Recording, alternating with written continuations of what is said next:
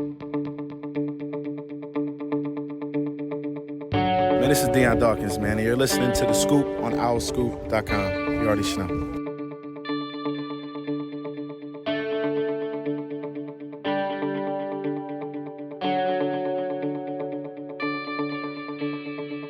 What's up, everybody? Welcome back to The Scoop, OwlScoop.com's podcast, Season 8, Episode 44. I'm John DeCarlo, and we have Kyle Gauss, Declan Landis, Rymir Vaughn, and Johnny Zawizlak. No Javon Edmonds, no Caden Steele. I want to say that their whereabouts are unknown, but we know that they're safe. They're just busy with other things today. What's going on, guys? How are you? Great.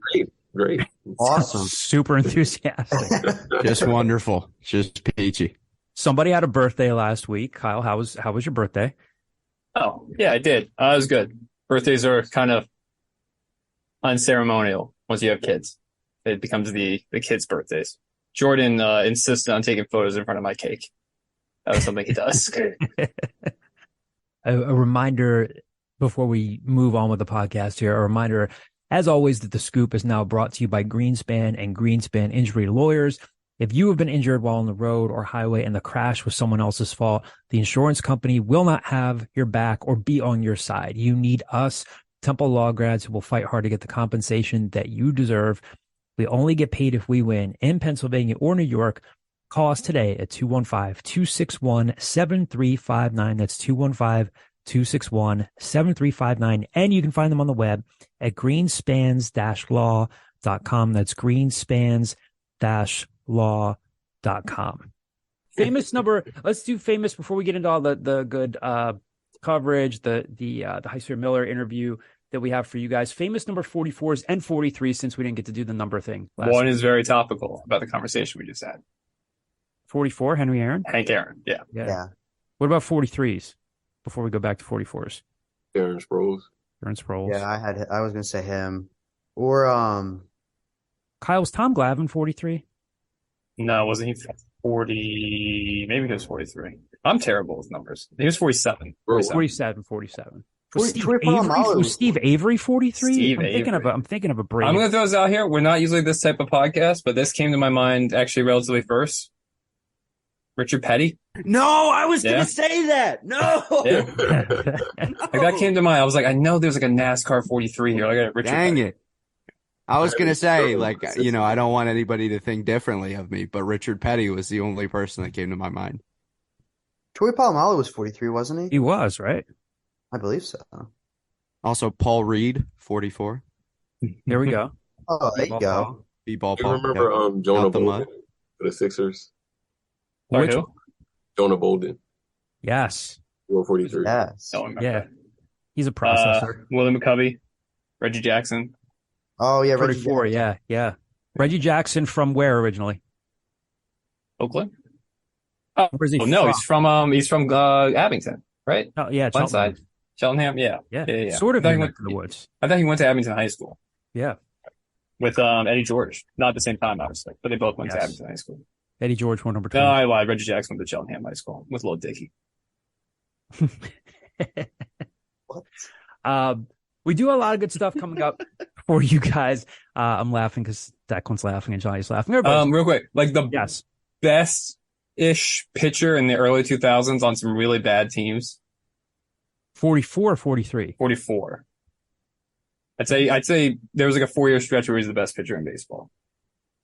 On the Padres. Jake Peavy. Jake Peavy. Oh, wow. 44. Wow. A lot of baseball talk early on. Yeah. Little seam heads. Seamhead scoop. Anyway, Stan Drayton's first prospect camp is coming up this Memorial Day weekend on Sunday with 2 sessions. We'll have coverage of some of the players who are expected to be there. So if you're an Owl Scoop subscriber, you'll have access to that content from Declan, from Rymir. Johnny's got a couple of stories in the can, we believe. Yes. And we've got so a lot of football recruiting coverage coming up for you. You're also going to hear a portion here of my interview, as I said before, with Temple point guard Hysier Miller. We talked about what went wrong this past season and pretty much gave me a great scouting report of the team and went right down the roster. Again, Owl Scoop subscribers will get the full interview later this week and including insight into each and every one of the transfers who have joined the team, like Quante Berry, from Providence, Matteo Piccarelli from UMBC, Jordan Riley from Georgetown, and Steve Settle from Howard. So you'll have to subscribe to get the full interview, but you'll hear more about the returning players here, where Hysier thinks he can improve and how Adam Fisher and the new staff can help. We got some other football recruiting updates after the interview here. So we're going to play a good portion of this Hysier Miller interview. A lot to take in here. He talked about his overseas trip to Spain with Jaleel White, their leadership roles, because they're really kind of now the elder statesmen of the team. Talked about where Jaleel White can improve and how maybe a change of scenery with new coaching staff can help him. Talked about what he expects from guys like Tosh Thweatt, Deuce Roberts, Shane Dezzoni, Emmanuel Okpomo, Zion Stanford, the freshman from West Catholic who's coming in. And as you'll hear here, he was very open and honest here about what went wrong last season and how not everybody was on the same page. And a cool thing that he'll reveal a little bit later on in the interview is that he has a new book coming out. And wouldn't tell us the title, but he promised to come back on the podcast to talk about some really cool stuff coming up there. But we'll play this interview for you. Again, it's not the whole thing. You'll have to subscribe to Al Scoop to get the whole thing, to get the complete rundown of the roster, but a lot of good stuff here to take in. So we'll play this for you and react to it on the other side. We're really excited to have Temple's rising junior point guard, Hysier Miller, back on the Scoop with us to talk to him about all things Temple basketball, the roster, and everything in between. Hysier, wanted to ask you first of all, thanks for joining us. I can't remember whose Instagram account I saw it on, whether it was yours or maybe Jaleel's. Did you guys just go on a whitewater rafting trip? I saw you talking about some sort of near-death experience that was making me laugh. It was very, very, very funny. What happened there? I'm lucky that you're here talking to us. It looked like it was touch and go for a while. What happened there? We was just blessed enough to take a study abroad trip to Spain, us and a few other student athletes across Temple. But yeah, it was just I wouldn't say scary. It was just a eye-opening event. I mean, I fell in the water off the canoe, and my life jacket wasn't fully equipped. So oh no. So it was a little scary, but in a few minutes everything was back to normal and we was good to go. But in the moments I didn't know which way it was going to take a turn for. This happened in Spain. This was from the trip there. Yeah, but we was pretty safe. It's just when I fell in the water, I fell in head first, so it kind of had me on my edge once I went under. And I'm not the best swimmer.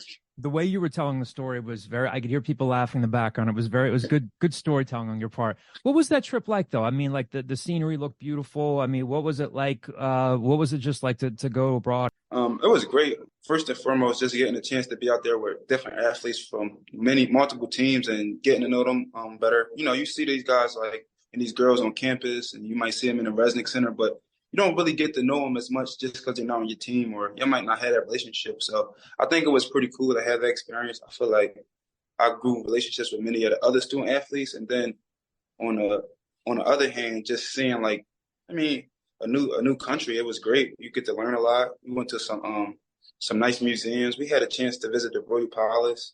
Mm-hmm. And my favorite place, we went to Toledo where we seen a lot of historic cathedrals, but just the view was great for me. Like everywhere we drove, it was just beautiful sightings. So I just was taking it all in, and then now I'm back and just ready to work. Who got to go? Was it you and Jaleel from the team? Anybody else get to go? Yeah, it was just me and Jaleel from the men's basketball, but it was almost like 15 other students across the other sports as well. So they made sure they try to implement everybody to have that experience. You've talked about this a little bit already, but for anybody who's listening who hasn't heard about this, you obviously you entered the transfer portal and you decided to come back. What went into your decision to come back to Temple? Of course, I heard from some pretty good schools, some pretty good coaches I met throughout that process, and they treated me like, just as good as Temple has treated me. But for me, Temple is just a part of what made me and who I represent, like my city. I mean, I talked to Coach Fish. I talked to Coach Clark when I found out he was getting back on staff. Because even when I was in the transfer portal, Coach Clark, he was just always supporting me and whatever decision that made sense for me and my family, just having my back with that. So, I mean, but just the vibe those guys gave me. I knew Coach Huger a little bit when I was in high school because he was at Bowling Green. Same with Coach Jordan. So I think I was pretty familiar with the staff. But I'm a Temple Owl, honestly. So I feel like it was bigger than just like the staff. I feel like I had unfinished business just being home. I don't want to leave my city knowing that the type of year we had. Not saying it was the worst year ever, but we did come up really short. So I just feel like giving it another go around with Coach Fish and all the new coaches and some of the new players, just talking to those guys as well, they got me extremely excited about what we can do.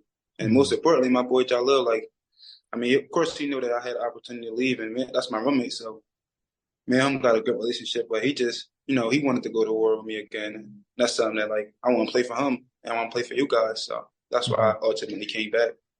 Do you guys, I know like the word leadership gets thrown around a ton, but I mean, you guys would seem to be like the two returning leaders on the team, like the two guys that what you've been through, where you guys want to get to. Do you guys see yourself in that role? Well, not that you haven't had a role to play with it before, but with Dame gone, with KB gone, you guys are really the oldest guys coming back. Are you guys kind of like the tone setters and the culture setters now in the program? We're going to have to take that step. That's something that I have to step. That's a step that I have to take regardless of being on this team, being anywhere I play, just becoming a leader, because you're going to have the ball in your hands to be a point guard. You're going to have that responsibility. I feel like I'm going to take steps from last year on my leadership position, and I know Jalil will do the same. Like, even in Spain, we'll have conversations about those type of things, holding guys accountable, making sure guys are there on time, just treating it the right way, because at the end of the day, if you do the right things in your preparation to the season, I mean, everything going to show. So that's like not trying to take any shortcuts. So we had those conversations. And I'm sure there's plenty of other guys who want to step into a leadership role that's coming along. Like, I got a good relationship with Steve, and he's an older guy, and I know that he comes from a winning program and the stuff that they did at Howard. So I know he's extremely excited to step into a leadership role as well. But for me, I'm going to take that step to hold these guys accountable, hold myself accountable, so we can have the best season possible for our team. Yeah, I wanted to ask you about some of the new guys coming in out of the portal, like Quante Berry, Jordan Riley, Matteo Piccarelli, and Steve Settle, because a lot of them, whether I've talked to them or guys from my staff have talked to them, a lot of them have mentioned you and you being an important part of their visit. And even before I ask you about those guys, I wanted to ask you, like, did Adam Fisher come to you before all this and say, hey, look, you're going to be my lead guy when we host these transfers. You're going to be an important part of it, because it seems that way from the outside looking in. A lot of them have said, yeah, Hysier Miller was like the first guy I met, had dinner with him. I could tell how much he wanted to win. Did Coach Fisher go to you and say, hey, I really want you to be an important part of these visits? So from the very beginning, before I even committed back to Temple, Coach Fish said his job was to recruit the guys in the transfer portal, because this is our home. So from day one, he always made me feel like I'm a leader of this team, that I have a say-so on what goes on. And honestly, my job is to help him get guys here, but he want me to get guys who I feel like that embrace the Temple culture, that embraces what we want to do here. So, and meeting these guys through the process, it's just been extremely great. What do you know so far as a Philly guy? He's an incoming freshman. He's obviously going to have a lot to learn. But Zion Stanford, the guy that you're bringing in with this recruiting class, had a really good year at West Catholic. I mean, that's a program that's come a long way under Miguel Bocachica. I mean, you guys were obviously at Newman Goretti. You were one of the cream of the crop programs. You guys have been good for a long time. But West Catholic made a lot of strides over the last couple of years. He's coming in. What can you tell fans about him so far? Obviously, knowing that he's a true freshman coming in, he's got a lot to learn, but had a nice senior season for them. What are you expecting from him in his first year? I expect some big things from Z. I feel like, of course, you're gonna have to learn a lot. You mean, get adjusted to the speed, because that's extremely difficult. But I believe he got the skill set to play 2 through 4. I mean, he can shoot the ball really well. I mean, he can get downhill, he defends, and he got like a nice vertical. So I think he could play above the rim.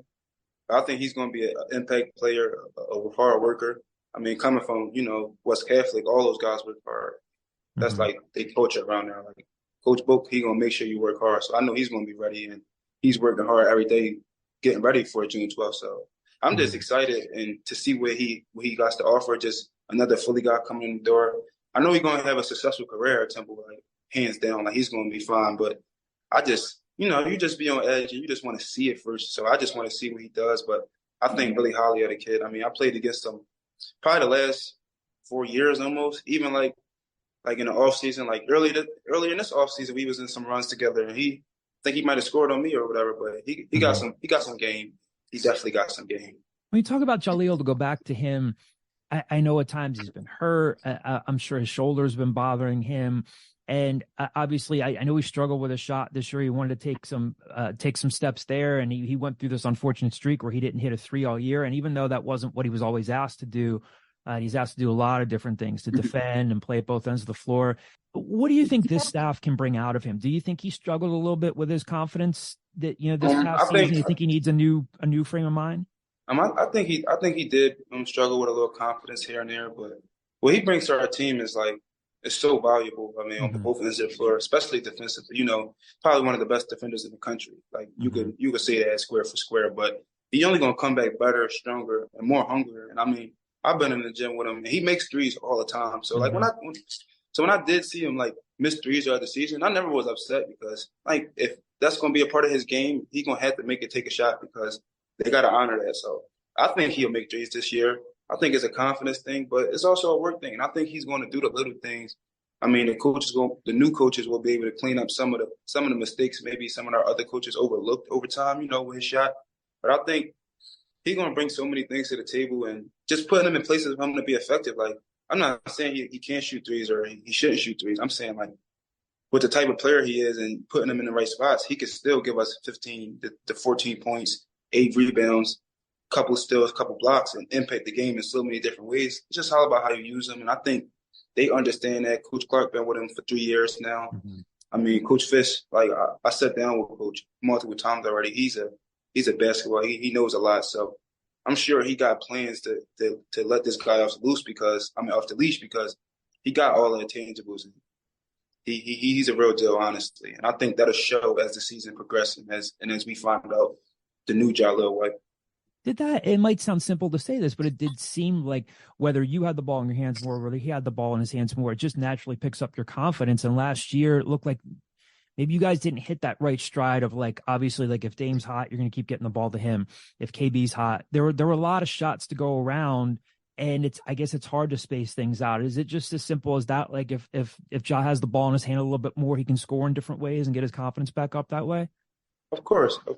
Well, just put him in good spots and give him space because, honestly, I don't think there's that many guys who can play in front of him. But I also think we didn't play as much in transition. And I feel like I'm a pretty good transition player, and I feel like that opens up my game because I'll be able to take a pull-up three, get something quick. And the same with Jalil, he'll be able to get downhill in transition. If we get outlet it, advance it and let him play in some space. So I just think that's going to be big for our team this year, just spacing and letting guys make plays because, we got a lot of players who can make plays. So I want to ask you about, speaking of Ja, one of his good friends that he played with in high school, Tosh Sweet, he redshirted this past year. I would imagine probably just having a season off just to take a break and work on himself was probably good for him. What can he bring to you guys? We know how athletic he is. The coaches have talked about, the past staff, current staff has said, hey, he's a high energy guy, but he's a good player too. What did you see from him in practice that you could tell fans about that they can expect for next year? He like coaches said, he is the energy. I feel like he can, with him on the floor with us and him in the huddles and suited up, ready to go. I think he'll push Jalil White to another level. He'll push me to another level just because his presence and just talking about his game. I think he can make open shots. He can get downhill. He's versatile, super athletic. He can guard 2 through 5. He can even guard a 1, honestly, but he really can guard. He got good size. He's a great rebounder. And honestly, I think just he needed to get back on the floor. I think that's the biggest thing with him, not being able to play as much as he would have liked at West Virginia and then having to sit out here at Temple. But I think once he gets on the floor, it's just of course, it's going to take him a little bit of time to get used to the game again. It's been some time, but once he gets going, I think he could be a focal piece to what we do here. I wanted to ask you about Shane Dezzoni, yet another guy who he was banged up, obviously was hurt, but when he's healthy, he can shoot the ball. Has been in some big time, basketball situations before. What can he bring you guys next year? What have you seen from him? Since Shane first got here last summer, I thought extremely highly of Shane. I seen Shane in high school a few times. I seen him at Vanderbilt. I think he played my freshman year at Vanderbilt. He might have scored, but Shane always is a hard worker. He shoots the ball well, but he's a big physical guard, and I feel like he could kind of follow in the footsteps of Damian Dunn a little bit. They're not the complete exact players, but I think he got a little bit of post game, and I think he could shoot the ball really well, and I think he could play a little bit of point. He had limited minutes last year, then he had so many unfortunate injuries that kind of just was a bumpy road for him to get his feet wet. But I think this year with a full summer, working out all the way up until summer one starts and get acclimated with the new coaches, I think he'll have a big impact. I mean, have you seen the Tulsa game? He might have had like 9 points, and it was pretty quick and kind of easy. But in some games, you could tell he didn't really have his rhythm. So I feel like he's going to be able to make a big impact, just being like an older guy as well and knowing what it takes to win. What can you tell fans about Deuce Roberts? I mean, I think the plan was always going to be for Deuce to redshirt, and I think the previous staff thought that they kind of had a diamond in the rough. He was kind of a late bloomer, but I would hear reports here and there of like, hey, it looks like he's starting to make some steps in practice. What can you tell people about Deuce and where you might see him fitting in this coming season?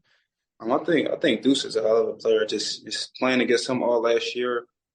He plays really hard. He got a lot to his game that's just raw, and it's like you can't really teach it, honestly. Like he got like a good feel for the game. I mean, he got a nice crossover. I mean, of course, he got to get better shooting the ball off the dribble and shooting in general. But I think just getting downhill, making a shot, I think he can do that. He got great size. He's about like 6'5". He's long. I mean, second year with Coach Sun in the weight room. Like honestly, you might not know what you get from Deuce, but honestly, I think he got everything it takes. Like I was saying that last year to people and telling guys like he might not be playing a lot of minutes or might not get a chance to play this season, but trust me, when this kid gets on the floor, he's gonna do some big things. And Coach Fish is super impressed with him. I've been impressed with him just like working out early on before we had the dead period. Like Deuce is pretty good. Like, and I think he didn't get an opportunity to play last year, but I mean, there's a lot of guys that's going to be in the gym, and he's going to work his tail off, and he's going to be ready. So I'm excited to see what he does, honestly. What about Emmanuel Okpomo? I know Ema's been a little banged up here at times, but I also thought there were times where he got on the floor if he needed to. If he needed to spell Core for a little bit, if he needed to spell Jamil for a little bit, it seemed like to me like he kind of stayed within what he could do, and he'd leave the floor, and you'd kind of say to yourself, if I was covering the game, I'd say, he didn't really hurt him. He kind of just did what he was supposed to do. Another guy who might just benefit from a little bit more time and confidence. I know we're talking about how Coach Fisher uses his bigs. Ema's a little bit more of like a traditional back to the basket big, but how have you seen him progress, and what have you seen from him this summer? Ema always been great. He always been a hard worker. But when I first got here, he could finish around the rim.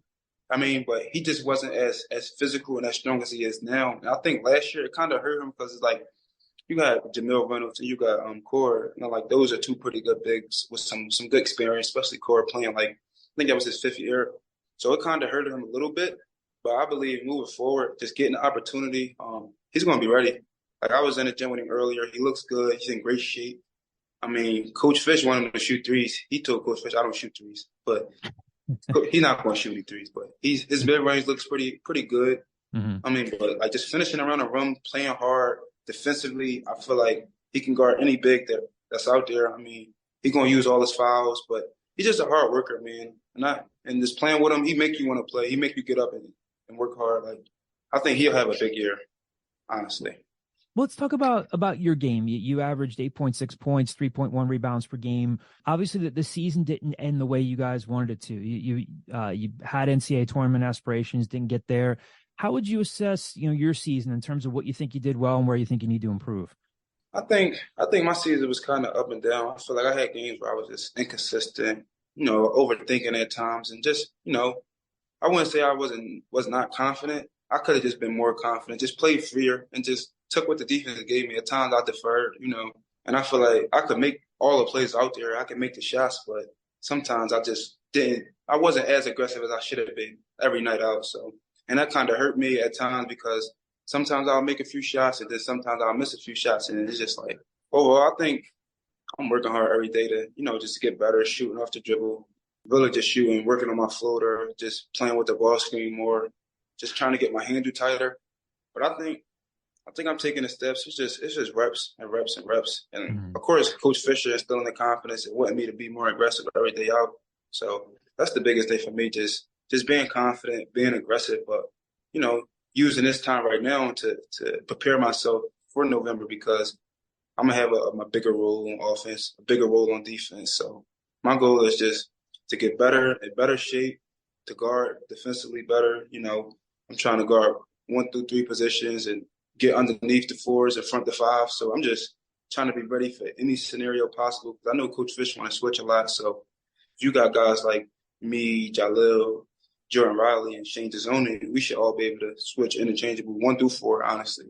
But just looking forward to being confident, shooting the ball better, and just taking that next step in my career, and just not deferring, being aggressive, and being ready, honestly.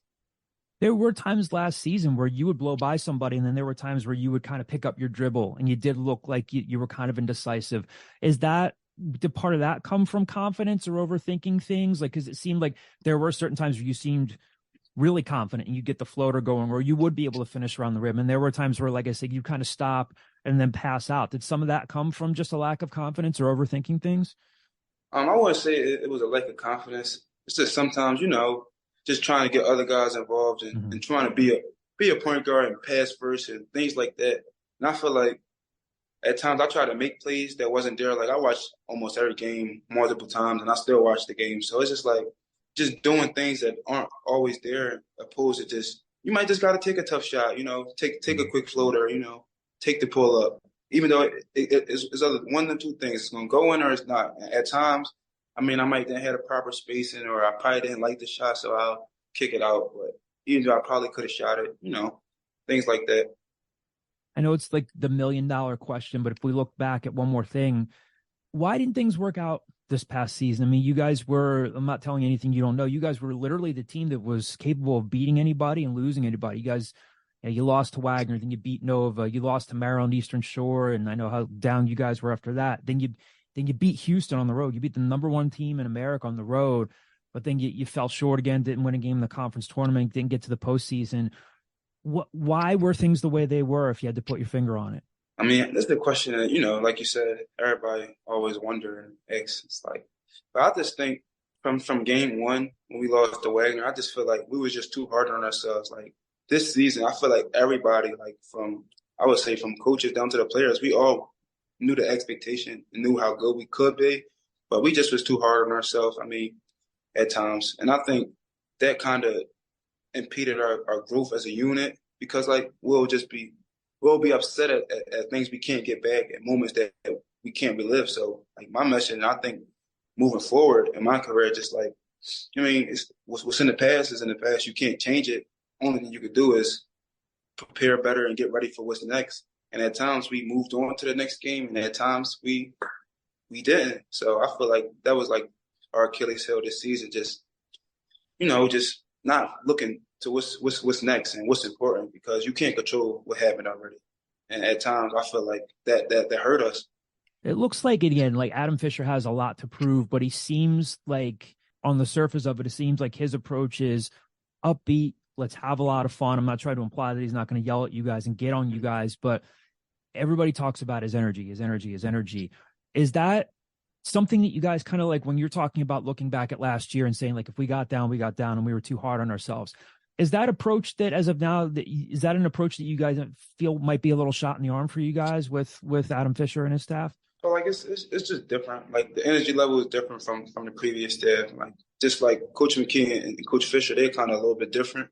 So it's just like a different energy. But I feel like it just bring more life to the gym at times. You see coaches excited, coaches is running around the gym. You see Coach Jordan running around the gym, and Coach Clark is hype, and Coach Hugo is clapping. So it's just like it's just a different feel at times, But I just feel like just moving forward, we just gotta hold each other accountable, and I feel like just learning and seeing how the whole thing went last year, just nipping some things in the bud early, making sure all the guys on the same page and knowing what the goal is, because at times last year, everybody just was on different pages, but it don't matter how good you are, who you bring in. If you got a team that's connected, that's on the right page and looking to do the right things, which I think the guys we got are all on the same page and just want to win, then we're going to win. But if you got guys who want to do different things and worrying about themselves at times, and, then we're going to have issues. But I feel like that starts now, and that starts when we all get together, just knowing what we in here for, knowing that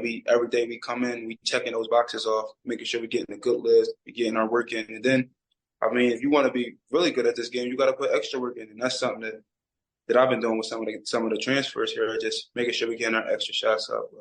Well, you guys are in the thick of it like that. Like I could even tell just sometimes from your body language, sometimes after you guys would lose a game in the post-game press conference, obviously if you guys are if you lose, you're going to be frustrated, but I could sense that in you. And like when you guys are in the thick of it like that and you're losing some games that you should win, and like guys can talk about, oh, we talked as players, we can have like a players only meeting, but how hard is it to break out of that when you're in the thick of it and someone's trying to be the leader and someone's trying to say, look, we've got to cut this crap out, we got to do this? Is it hard to kind of separate yourself and break out of it? Or were there things you thought you could fix, or were there some things when you talked about guys being on different pages, was it kind of just too far gone at that point, even if you try at it? I wouldn't say it was too far gone or anything like that. It's just like once we come up short sometimes, it's like we'll try to figure some things out, but once the game starts, and then like it goes so fast, you might be tied at halftime, or you might be winning or losing, but a couple plays and you might be in the game. Mm-hmm. So I don't think it was too far gone. I just think we just never got fully connected, and when we did, we'll have good spurts at times. We came out short. We turned the ball over a lot last season. I mean, we missed a lot of shots, blew on some defensive assignments. So I don't think it was like it was all a connection at that point. I feel like it was more so like just making the right plays for each other. And I feel like we just didn't make the right plays at times, and we turned the ball over. And ultimately, that hurt us, because if you in the last 4 minutes and it's a tie game, and they get a 3-up and it goes down, and you turn it over and then they get a layup, you 2 possessions down. So now you don't have to run for that much error. So if they just execute 1 more set or 2 more sets and get a stop, that's a ball game. I think that happened. It might have been the Wichita State game where it was so quick and the game just got out of hand, and it was right there at home. I mean, going back and forth the entire game, and then a couple turnovers, they make a couple threes, and then it's a 10-point game. I wanted to ask you about some NIL stuff from the Tough Fund. You were one of the first guys that they signed, and you're a Philly guy. This is home to you. And not only does NIL, like, yes, it helps put some money in your pockets, but it's also been like a service-oriented thing for you guys too. And it seems to be something that's really you've kind of taken as a point of pride. What have those guys meant to you in your career here? The Tough Fund has been extremely great, just the whole process. I mean, it's the support student athletes, but it has a greater cause. We support the community. We do things in the community to help the homeless. We clean up parks. We just try to be an extension of Temple, but in the neighborhood. And I feel like it's never like the money never been like the main thing for me. I mean, of course, it's cool to have a few extra dollars in your pocket, but if we could touch people, people who look up to us in the community, people who may know about Temple basketball, but may not have that feel, just seeing us sometimes, it just changes the dynamic. I remember it was a homeless league right off like 17th and Cecil B. Moore, which is like minutes from Temple campus, and just seeing what was going on in that gym, it just, it was inspiring for me to be there, just have an opportunity to help coach and help those guys out, because, it's always good. We doing this at the Division I level, but they just doing this out of the kindness of their heart, because everybody who plays sports, they started somewhere. And like when we were younger, we just played it because that's what we like to do. So these guys out here, I mean, they don't always have things to look forward to. So us just being there to just support them for a night, shoot a couple shots with those guys, crack some jokes, it's good. But with me, when I went, I'm short, so I'm not the shortest, but I'm not that tall. When they see guys like Nick Jardine, Zach Hicks, and those guys coming, they get really excited. But for me, they gotta see me make a few shots to, okay, he's okay. But it's great, honestly. I mean, I like working with those guys. I feel like the purpose is always bigger than just, the NIL thing. I mean, they let us do so much, but I'm just grateful to have that opportunity. You touched on it a little bit earlier, but with Adam Fisher and Bobby Jordan, Michael Huger, Chris Clark coming back, again, there's a lot left to determine. But if you had to explain to fans and people who are listening to this podcast and this interview, how do you think Temple's going to play under Adam Fisher? How would you describe the team's new play style under him? I think we're gonna get out, play a little bit faster than we did over the last few seasons. Shoot. Of course, we shot a lot of threes last year, but shoot a lot of threes. But I feel like we're gonna have a more controlled offense where it's like we getting good shots. Guys are driving, making the right plays. Maybe we eliminate some of the forced shots, but just playing the right way, just playing hard, like, showing up for the fans, because it's like some games, a few guys playing hard, some guys making shots, but it's just like sometimes we could do more. We could get on the ground, we could be more energized, So just bring a life. Like that's one thing I wanted to do is myself, just feel like the last few years I haven't been playing with like my passion as much as I got for this game. So Mm-hmm. just showing like when I'm out there, whether it's a play on the defensive end or offensive end, of course I like to be even kill, but just showing that like I'm here and we gonna do some big things. Because I think it translates. I think if I make a big play and I'm excited and I'm riled up, then my teammates see me riled up and he's behind me. So I just think everybody being on the same page and actually, not just for myself, but when I see other guys doing well, like if I see Steve make a big play, like having that energy towards that, not just when I'm doing something. So it's just like a contagious thing. That's what I think help us the most, just having that energy. We've asked you this, I think, in a previous interview, but for people who haven't heard it before, tell everybody how you got your nickname. Very rarely do I hear people call you Hysier. Everybody calls you Fabe. How'd you get that nickname? It was just a family nickname. My mom, she has 8 kids. I'm the 7th child. So before my little brother came along, I was the youngest. So everybody just called me baby. So I was just the baby at one point, but then it just transferred. Like my brother, he really couldn't pronounce it too well, so he was just calling me baby. And it was like kind of stuck with me from there. But as I got older, I just rather go by Fabe. So that's how I was just cut it short. So I've been going by Fabe since like 7 years old. So, but it always been Fabe up until about like 7. How much is it meant to just be, I know it's a simple question to ask, but just to be at home, have them close by, have them be able to come to your games? I know that was a part of why you committed to Temple, but heading into your 3rd season now, what is it like to be able to play D1 basketball and say that you're doing it at home? I think it's a great experience because not everybody gets to play in front of their hometown. And like my family supports me, they've been supporting me this whole journey. They just happy that, I'm getting a college education, but more importantly, outside of that, just got a chance to play for you guys, play for the fans. What about just this summer? Obviously you're a workaholic. You work at the game, on the court, off the court. You're a good student. What do you want to do this summer? Obviously, you're coming off a really cool overseas trip. Any like places you like to hang out in the city? Any favorite food spots? Just being at home? Any things you're just looking forward to doing this summer where you're just unplugging and not being part of basketball? Since I got back, I've just been trying to get in the gym as much as possible. Just trying to catch up on 10 days of lost work. But I feel great. My bodies feel great. I think being away from the game for 10 days, it gave me a different perspective and gave me an opportunity to dive back into things, but just with a clearer mind. And so, but I'm not really looking forward to doing too much. I'm looking forward to being in the gym. I'm looking forward to spending time with my family and friends. On the weekends and things like that. But just to share some stuff with you guys, my book is closing. I think I should be ready by the end of June, early July. That's when I think about might be releasing it. I'm not sure yet, but I know we're getting close to that. So I'm excited about that thing. So you beat me to it. I wanted to ask you that to close out the interview. It's a children's book, right? Yeah, it's a children's book, but adults can read it as well. It's probably 50 pages, no more than 50 pages, but it's going to be a great book because it talks about my journey, about how basketball has changed my perspective, about like just how much the game meant to me, my experiences through high school, and then it also talks about like a little bit of things that's going on in the city currently. Because coming where I come from, like in South Philadelphia, it's not the same no more. You used to have kids just loving sports and doing positive things. Now it's just like our city is kind of going in a downward spiral with the gun violence. So it kind of touches on that because I think more importantly, that's important because when it's all said and done, I think this might be a problem that we still might be facing in the next decade. So yeah, when I hang my shoes up and stop dribbling, I want to be able to, give back, help the communities, honestly. So hopefully basketball take me far enough where I'll have that, resources and the impact where I can do some major things because you can't save everyone, honest. That's life. But if you could touch enough people and save enough kids, you did your job, even if it's just 1 or 2. So that's my incredible. goal. That's incredible. Do you have the title for it and everything? I do got a title for it, but I'm gonna share that at another wait? time. All right. Well, let us know when it drops, and we'll have you on again. Hysier, this has been so much fun, man. I appreciate it. Good luck to you. I'm sure I'll see you around this summer. Thanks a lot. I appreciate you guys for having me on. Just ready to get to work.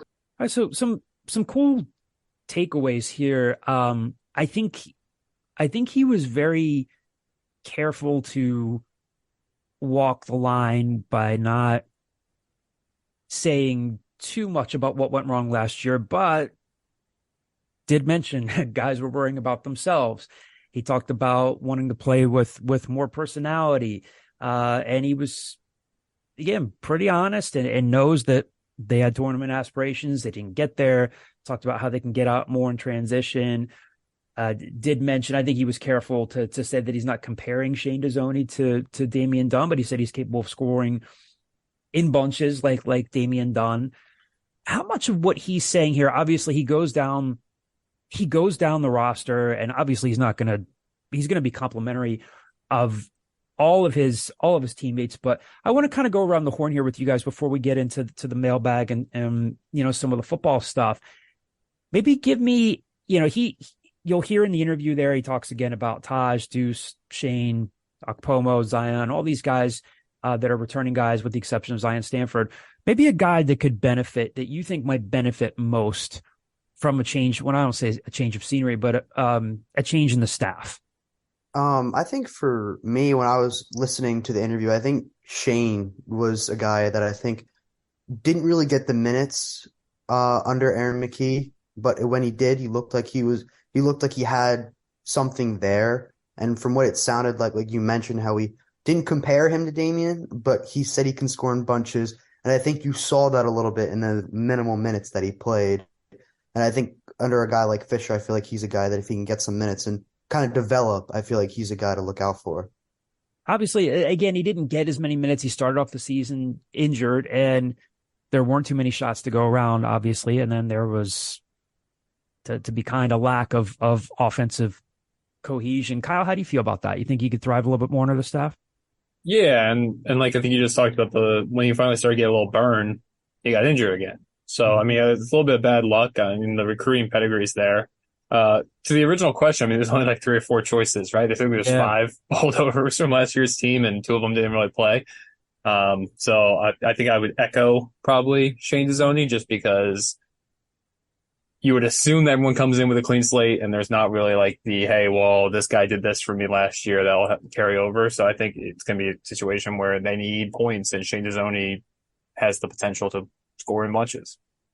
Yeah, I mean, similar. I mean, the person that stuck out obviously is Shane, because anybody that gets put in the same conversation with Damian Dunn is a high compliment, especially when you're talking about their scoring ability, because Dame could score at ease, at whenever he wanted to. So I think another person, for the sake of being different, could be Emmanuel Akpomo. He didn't really get very much playing time. He did kind of toward the middle of the season and played well, but it'll be interesting to see how he fits in on this new team with a completely different playing style. That's what I'm looking forward to seeing. Hysier was very complimentary of Akpomo, so maybe we'll see something different out of him next year as well. I would say Jaleel, mainly because just basketball reasons. He needs the ball in his hands, and having him sit in a corner when, Dame and Caleb would just pretty much play iso ball until the shot clock wind down, and he's not ideal for that role because, his outside shot is lacking. So if he can have the ball in his hand more, which I thought when he did have the ball in his hand, pushing in transition, he was good at that. And I'm looking forward to actually seeing him get more opportunities to have the ball in his hands. Yeah, I would agree. The thing I was going to say about Akpomo is that we've talked for a few weeks about this, how it seems to be that Adam Fisher, from what we're hearing, that, he may not be as fond of looking for just straight up like post up bigs, and he wants his bigs to be a little bit more in the role of, or the image of, like a guy like Steve Settle. But yeah, I think there were times last year where Akpomo, like I said to Hysier, he filled in a little bit here and there for Jamil Reynolds, for Core. And, he's not this, obviously if he was an elite skill guy, he would have been playing and starting, but he didn't really hurt them. So it'll be interesting to see really all of these guys, what they can do with a new staff. Again, Tosh Sweet redshirted, Deuce Roberts redshirted. And again, I'm mindful of the fact that Hysier is going to go down the roster, and he's not going to be pessimistic about any of his teammates or speak ill of them, but he did seem, fairly upbeat and kind of ready for a change and a new breath of fresh air there. So, and again, just a reminder, if you are an Owl Scoop subscriber, you'll get access to the whole interview that we'll have for you later this weekend, maybe at the tail end of the holiday weekend. So again, he went right down the entire roster with me, including the transfers, but you got some good stuff there. Again, if you are a subscriber, you'll get the whole thing that you'll be able to listen to. And again, we'll have more news down the line about his new book that's coming out, which I think is really, really cool. All right. So we said we would have a couple of football recruiting updates to pass along to you. Temple hosted Keon Johnson, a wide receiver from Inlet Grove High School in Florida, for an official visit this week. He did tell me that he would commit if he gets an offer, but as of Friday morning, he said he hadn't yet received an offer. So hasn't committed yet, hasn't been added to the 2023 class yet, but definitely seems to have Temple at the top of his list. Again, stay tuned to the site for some coverage of Stan Drayton's upcoming camp this Sunday. Again, we've talked to some of the players who will be there. I don't know. We'll have to see how things go, but this is typically, right, Kyle, the start of the recruiting cycle. I mean, they've gotten verbals before in the past, before the camps, but this is when they really, we've said this again, if you're a longtime Temple football fan, you know that this is really kind of the bread and butter of their recruiting. When they got away from that under Rod Carey, it kind of bit them a little bit.